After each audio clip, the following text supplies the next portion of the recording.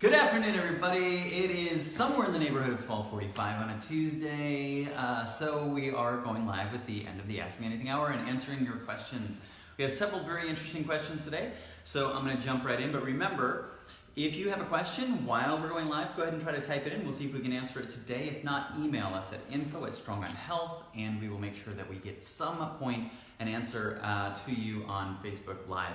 Typically Tuesdays and Thursdays, but almost every Tuesday at 12:45. Okay, so first question is, what are your thoughts on taking antiviral meds for shingles along with supplements? This is a really good question. And first of all, thank you for asking what my thoughts are. This is not a suggestion or medical advice. What I'm saying is, when you look those up, the thing I always want people to think about in terms of taking medication is just making sure you're understanding the side effects. When you look up side effects for something like that, you're going to see things like nausea and diarrhea and lots of digestive problems. So make sure you're mindful of that and aware of it, but also understand that for the most part, you really have to catch it early when you read the research on those for them to actually be most effective. So if you're not catching it early, I'm not sure that it's going to be the best thing for you, but of course talk to your doctor about that.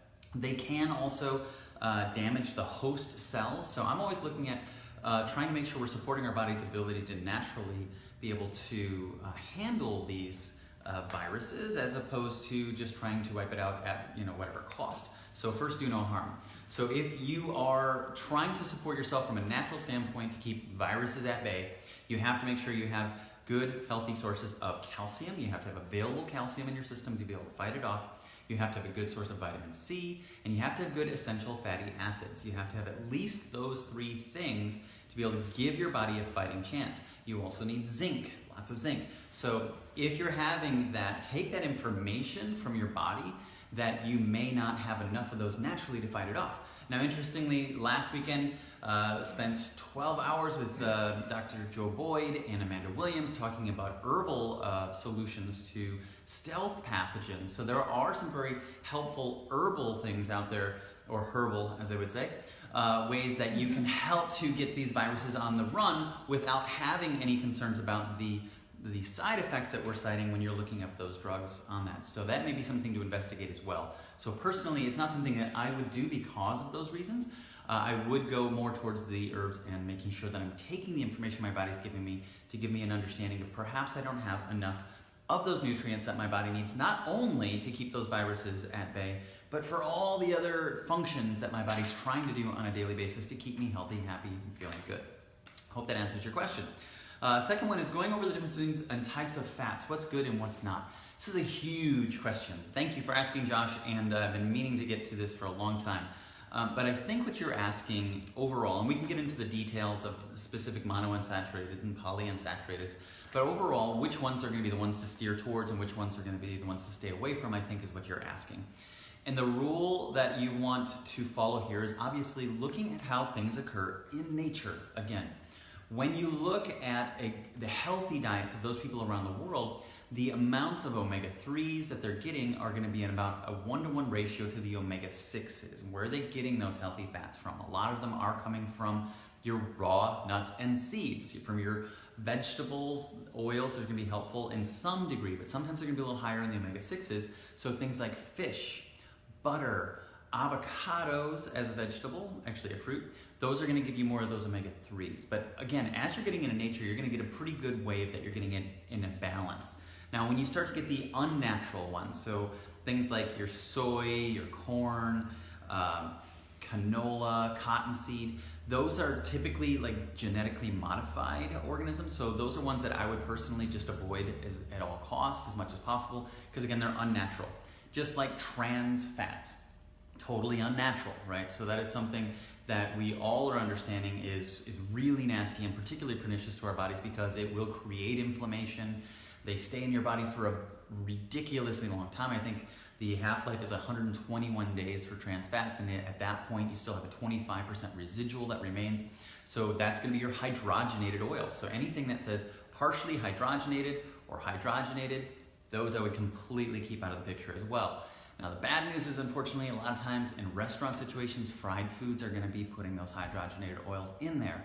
So again, the practical portion of me tells those people who are out there who are definitely not going to live a life without ever eating fried food again, that save your trans fat intake specifically for those, and don't be getting it here and there and everywhere else, because too much of that is going to definitely become a huge problem.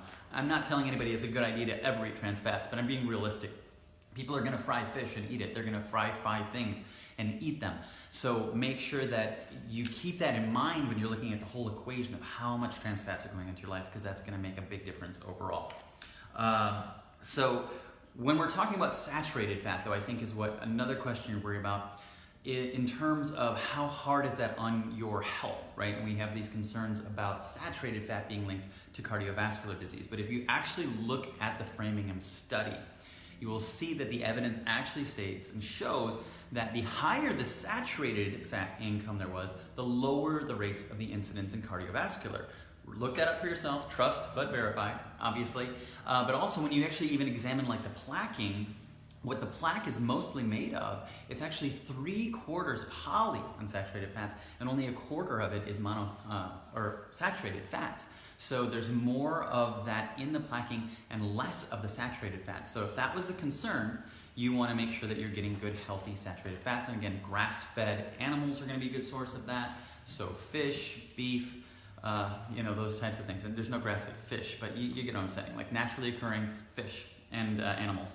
Okay, next question is, I did watch some of your videos about gut health. I wanted to ask before I picked up some things, besides sauerkraut and kombucha, the low sugar variety, any other things I could pick up at Whole Foods or Sprouts? Okay, so for gut health, we're thinking in terms of things that are going to help create the appropriate environment to make sure that the probiotics are going to thrive and the good guys are going to survive. And this is why we talk about things like kombucha and sauerkraut. There are live active cultures in kombucha. Those are going to help inoculate you with some of the good guys. And sauerkraut is actually going to help create the right pH in your colon to have the acidophilus survive. But the thing that really, really, really supports and helps a thriving microbiome with all kinds of diversity is diversity of fibers. That is probably the most important aspect of making sure that your gut health is going to continue to stay strong. You can take a probiotic all you want, but if you don't change the environment, if you don't feed them and support them, you're going to have to keep taking that probiotic to get the same result. Don't want you to have to do that, because ultimately if you keep taking the same thing too many times, you can create an imbalance too. And the way that you're going to naturally support that is the way that we used to always do it, is to eat a variety of fibers. And great sources of that are going to be things like asparagus and artichoke, and again, raw nuts and seeds. All of these different vegetables are going to give you all kinds of different fibers, all going to be very important. Is there trans fat in things that are pan-fried? That's a really good question. In fact, I'd have to look into that. I can see how that could happen in pan frying, but deep frying is really where that's typically happening. But thanks for the question. I'll investigate into that a little bit more. We also had a question about pure henna to be used as a hair dye. Does it contain heavy metals? And I did do a little bit of investigating into this one, so I can't say with absolute certainty that it does, but there are a lot of scientific articles out there that are suggesting that there are heavy metals being detected in those dyes more than others. So be careful with hair dyes. I guess the takeaway here is, I know that we need solutions for cosmetics and we have to find ways to make sure that we're staying healthy. But I would go to ewg.org and look what type of hair dyes they're suggesting on there. It's not something that I have a lot of personal experience with, so I'm not going to answer it to the best of my ability when it comes to that. But when it comes to natural ways to support your body's ability to keep creating the colors that you want to make sure you're getting your micronutrients, your copper and your zinc, and those types of minerals are going to be very important to help support your body from going prematurely gray. Okay, hey Sarah, how you doing? Okay, so last one we had a question about sciatica. Sciatica pain. So I'm not a chiropractor. I know a lot of chiropractors, so this would be definitely more of a question for them. I think instead of a nutrition response, I would think more in terms of a stretching or a movement response to help with that. I do know that there are specific stretches that a lot of chiropractors would suggest that are very simple. Yoga stretches may actually be moving you in the opposite direction, so definitely consult with your chiropractor about that. If it's somebody who specifically comes in here, I can definitely guide you towards somebody locally who can help you with that. But driving, things like where you're doing the same thing over and over again, maybe making it worse. So making sure you are taking a break, moving your body around. I know that's not a nutrition question or answer, but that's the top shelf answer I can give you for that one. Okay, I think that's all the questions that we had for today.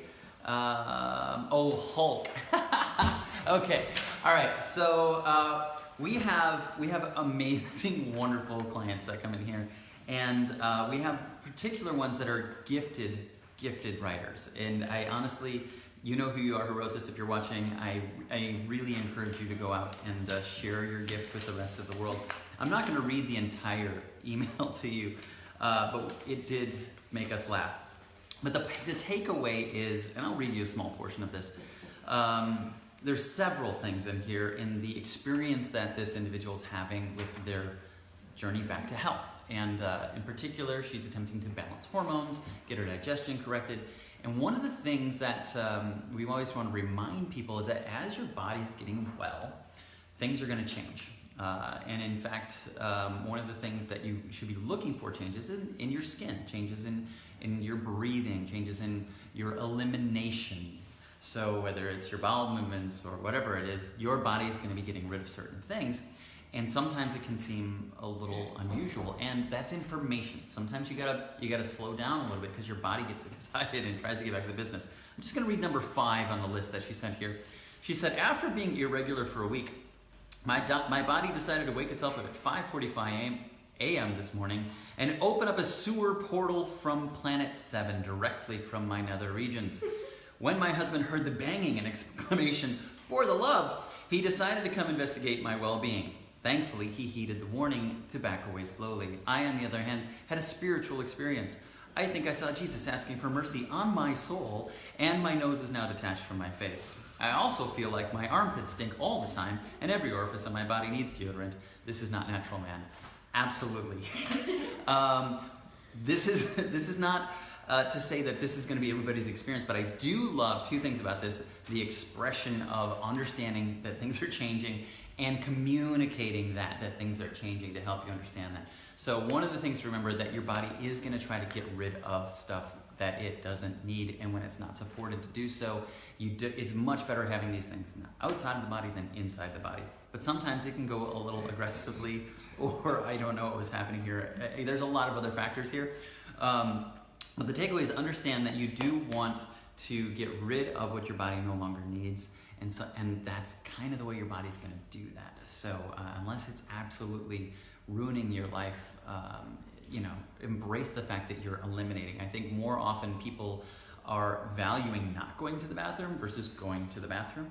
And you have to go to the bathroom every day, guys. You have things going in, you have to have things going out. Make sure that the bad things are leaving. Okay, thank you for watching. I was going to read the whole thing, but we're going to shorten it up here because we've got a lot going on today. If you have more questions, please keep those coming in. We really enjoy being able to answer your questions. We really, really enjoy being able to see the profound changes that are happening in people's lives and the success stories that people are sharing with us as they are getting stronger and healthier and happier. And there's so many wonderful opportunities to continuously be inspiring people, and we're being inspired by your success stories as well. So thanks. Keep those questions coming, and we'll see you in the next video.